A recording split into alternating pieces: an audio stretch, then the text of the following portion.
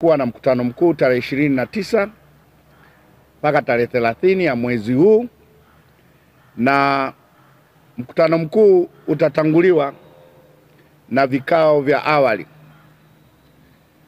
Tatanguliwa na kamati kuu ya Chama cha Mapinduzi itakaofanyika tarehe 26. Baadaye itafuatiwa na kikao cha halmashauri kuu ya taifa kitakachofanyika tarehe 28. Na baada ya hapo mkutano mkuu utafanyika tarehe 29 na tarehe 30. Nilieleza awali kwamba ajenda za mkutano mkuu huu maalum kubwa ni 3.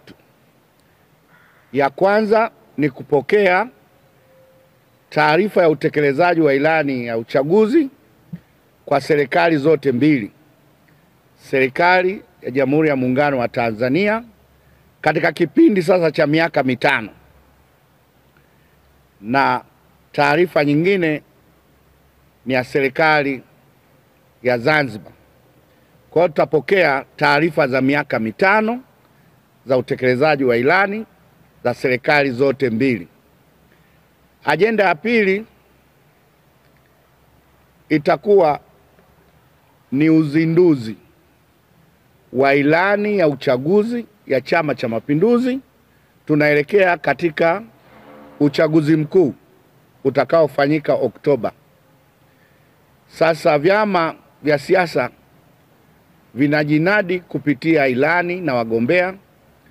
Kwa hiyo Chama cha Mapinduzi kitazindua rasmi ilani ya uchaguzi ya mwaka 2025 kuelekea 2030. Kwa hiyo tutazindua hapa ilani yetu, mambo muhimu ambayo Chama cha Mapinduzi kinakwenda kuyanadi kwa wananchi, na hicho ndio kitendea kazi, na huo ndio mkataba wa chama cha siasa kinapoingia katika kampeni. Kinawaahidi wananchi, ili kikichaguliwa basi ilani hiyo ndio mkataba na wananchi katika kutekeleza ilani hiyo. Ajenda ya 3 itakuwa ni marekebisho madogo tu ya katiba ya Chama cha Mapinduzi. Lakini pia kuelekea katika mkutano mkuu kutakuwa na tukio la uwekaji jiwe la msingi la jengo la makao makuu ya Chama cha Mapinduzi. Tukio hilo litafanyika tarehe 28, siku hiyo ambayo kutakuwa na halmashauri kuu ya taifa. Chama chetu ni kikubwa, kinaendelea kukua siku hadi siku. Chama chetu sasa kina wanachama milioni 11. Maana yake ni chama kikubwa. Kwa hiyo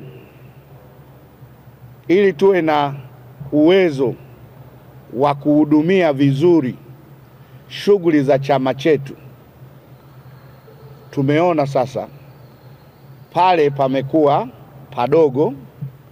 Sasa tuwe na makao makuu eneo kubwa. Hilo jengo litakuwa na facility zote zenye hadhi ya chama kikubwa cha siasa. Kwa hiyo wewe mtu wa Dodoma, mwananchi wa Dodoma, ujanja pia ni kutumia fursa ya mkutano mkuu huu maalum. Uwe bodaboda, maana yake shughuli zako zitakuwa safi. Uwe mamalishe, shughuli zako zitakuwa safi.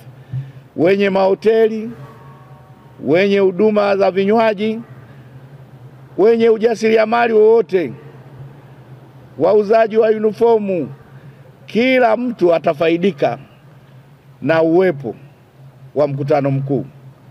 tunaenda kusimamisha nchi. tarehe 29 mpaka 30